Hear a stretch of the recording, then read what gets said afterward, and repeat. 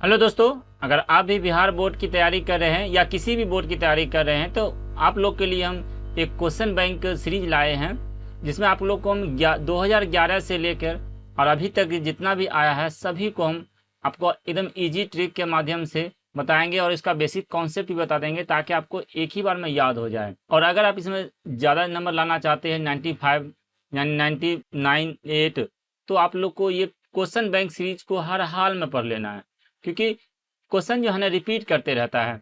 तो अगर आप लाना चाहते हैं अच्छे नंबर तो एक बार क्वेश्चन तो उसको पूरा कंप्लीट कर लीजिएगा। तो आज हम आप लोग को 2011 शिफ्ट 1 का जो है मैथ का पूरा ऑब्जेक्टिव लगभग 10 प्रश्न है, तो 10 प्रश्न बताएंगे और इस तरह ये सीरीज चलेगा। आप भी पेन और कॉपी उठा लीजिए और आप भी प्रैक्टिस कीजिए, बनाने की कोशिश करिए। हम आपको समझाएंगे और आप उससे पहले देखिए बना पाते हैं कि नहीं। ओके, तो चलिए स्टार्ट करते हैं। आज का पहला क्वेश्चन प्रश्न है, निम्न में कौन परिमेय संख्या है? चार ऑप्शन दिया है, √3, 2√2 बटा √2, 4 + √5 और √6। तो चलिए परिमेय संख्या समझाते हैं।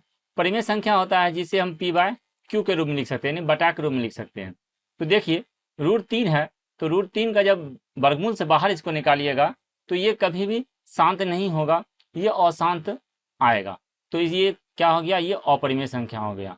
उसका देखिए 2√2 बटा √2 है, तो ये देखिए √2 और √2 कट गया, तो ये कितना बचा? 2। तो 2 जो है परिमेय संख्या है। क्यों? क्योंकि हम इसको 2/1 लिख सकते हैं।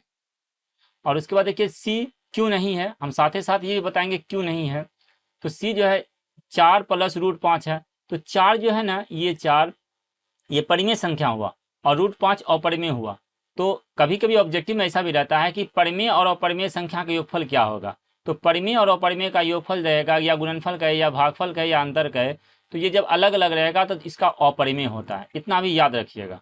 और √6 है, ये भी रूट बाहर नहीं आएगा, इसका भी जब दशमलव निकालेंगे ना, ये जब इसका वर्गमूल निकालेंगे तो ये दशमलव के बाद आता ही रहेगा, कभी ये शांत नहीं होगा, ये अलग अलग अंक आता रहेगा। बात समझ गए? तो सिंपल सा है, इसको हम P/Q नहीं लिख पाएंगे, तो ऑप्शन नंबर बी करेक्ट हुआ। ठीक है, साथ साथ बेसिक भी बता रहे हैं। आगे देखिए, किसी धनात्मक पूर्णांक a तथा b के लिए ab का मौसौ गुने ab का लौसौ निम्न में किसके बराबर होगा? देखिए ये जो लिखा है एक पूर्णांक a और b, ये दोनों संख्या अलग अलग है। तो देखिए एक सूत्र नोट कर लीजिएगा तो ये बहुत काम आएगा। पहली संख्या गुना दूसरी संख्या बराबर, फॉर्मूला आता है लौसौ गुना मौसौ, ये आपका फॉर्मूला आता है। तो पहली संख्या a दिया हुआ है गुना दूसरी संख्या b दिया हुआ है, और इधर आएगा लौसौ गुना मौसौ। तो देखिए यहाँ बोल दिया है ना, लौसौ गुना मौसौ, मौसौ गुना लौसौ या लौसौ मौसौ का ये एक के बात है। तो ये जो है किसके बराबर होगा? ये जो है आपका दोनों संख्या के गुणनफल के बराबर होगा, और दोनों संख्या a गुना b दिया हुआ है, एक a संख्या एक b है। बात समझ रहे हैं ना? अगर कुछ भी डाउट हो तो कमेंट फिर करिएगा, हम आपको क्लियर समझा रहे हैं। तो आपका आंसर आ जाएगा a गुना b का, ऑप्शन नंबर ये C आपका राइट होगा। ओके, चलिए आगे देखिए। घात 1 वाला बहुपद कहलाता है द्विघात बहुपद, त्रिघात बहुपद, रैखिक बहुपद और बहुपद नहीं। एक घात किसको? पावर को बोलते हैं।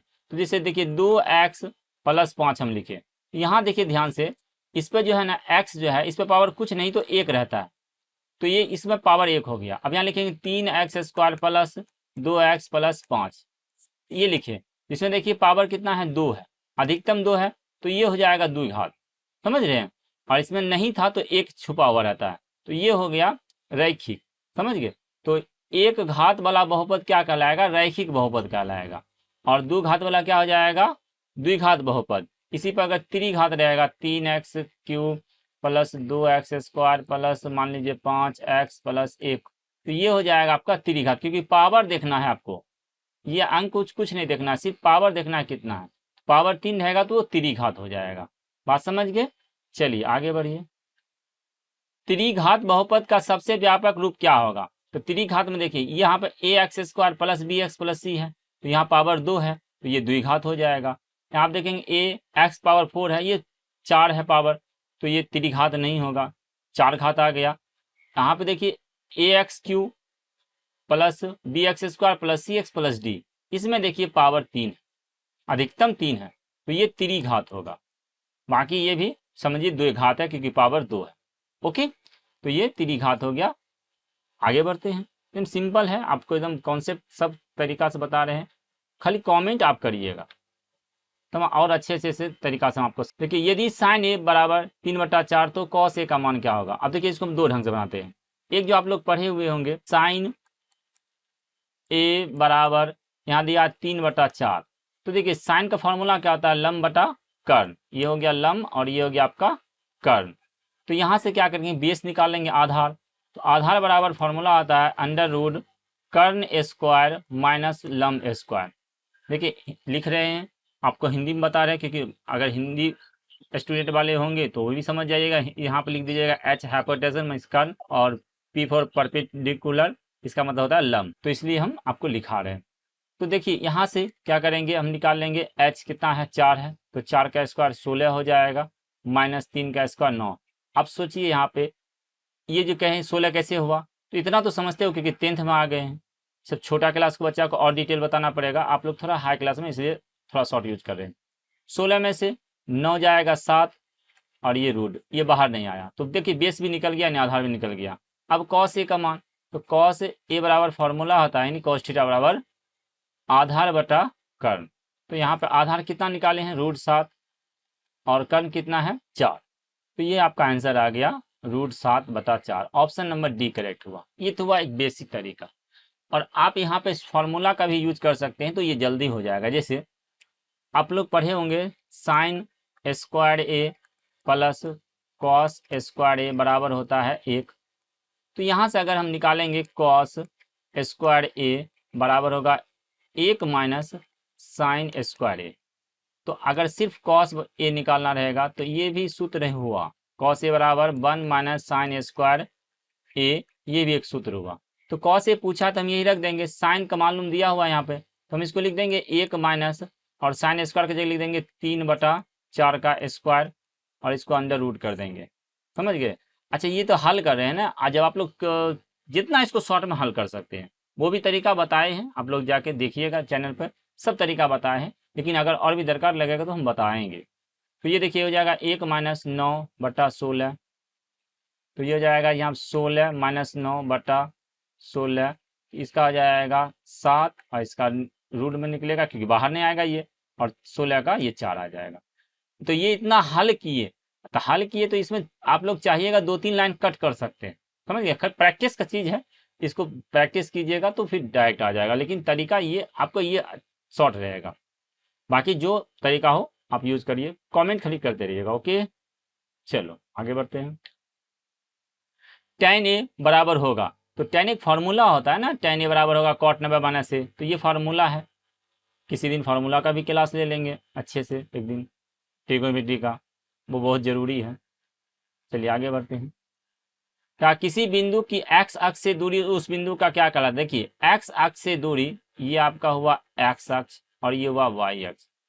x अक्ष से दूरी जो रहेगा वो y निर्देशांक कहलाता है, और y निर्देशांक को कोटि बोलते हैं, समझ गए। x निर्देशांक को बोलते हैं भुज और y निर्देशांक को बोलते हैं कोटि।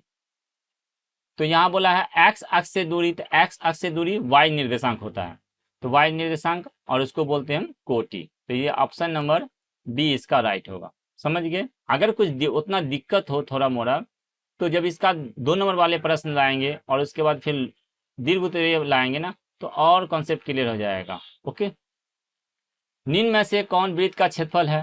तो वृत्त का क्षेत्रफल फॉर्मूला होता है डायरेक्ट πr², तो इसको याद कर लीजिए, सिंपल है। इसमें क्या बताएंगे, संचयी बारंबारता वक्र कहलाता है, तोरण कहलाता है, इसको भी याद कर लीजिए। यूक्लिड विभाजन एल्गोरिथम, 2 धनात्मक पूर्णांकों निम्न में से किसे परिवर्तित करने की तकनीक है। ये 2 नंबर वाला में फिक्स रहता है एक एग्जाम में कि यूक्लिड विभाजन से मोस को ज्ञात कीजिए। तो यहाँ पर क्या होगा, यूक्लिड विभाजन से एल्गोरिथम से 2 धनात्मक पूर्णांकों का क्या निकाला जाता है, मोस को निकाला जाता है। तो इस तरह हम आप लोग को 2011 शिफ्ट 1 का पूरा कंप्लीट कर दिए। एक भी कमेंट कर दीजिएगा तो हम इसका जस्ट 2011 शिफ्ट 2 का भी हम अपलोड कर देंगे। इस तरह जल्दी आप लोग को हम पूरा खत्म कर देंगे क्वेश्चन बैंक, और तब इसका फिर 2 नंबर वाला जो है लघु उत्तरीय उसको फिर समाप्त कर देंगे, फिर 3 लॉन्ग 5 अंक वाला। तब देखिए आपका 95 प्लस ही आ सकता है, उससे कम नहीं आएगा। और जो भी बच्चे इच्छुक हैं वो 95 प्लस लाना चाहते हैं, उसके लिए हम एक अलग से सेपरेट हम ग्रुप बनाएंगे। तो आप लोग अगर उस तरह का कोई भी स्टूडेंट रहिएगा तो आप कमेंट कर दीजिएगा, हम आपको वहाँ पे व्हाट्सएप का चैनल का लिंक दे देंगे और वहाँ पे ज्वाइन कर लीजिएगा। और वहाँ से हम 10-20 स्टूडेंट को निकालेंगे जिसको हम जो है 95 प्लस नंबर दिलाना चाहते हैं। उसको हम अपने ढंग से वीडियो कॉल के माध्यम से हम गाइड करेंगे। इस बार जो भी बच्चे इस बार एग्ज़ाम दे रहे हैं तो आप कमेंट कर दीजिएगा और आपको हम सेपरेट अलग से ग्रुप में रख देंगे। वीडियो कैसा लगा आप लोग कमेंट जरूर करिएगा। वीडियो देखने के लिए धन्यवाद।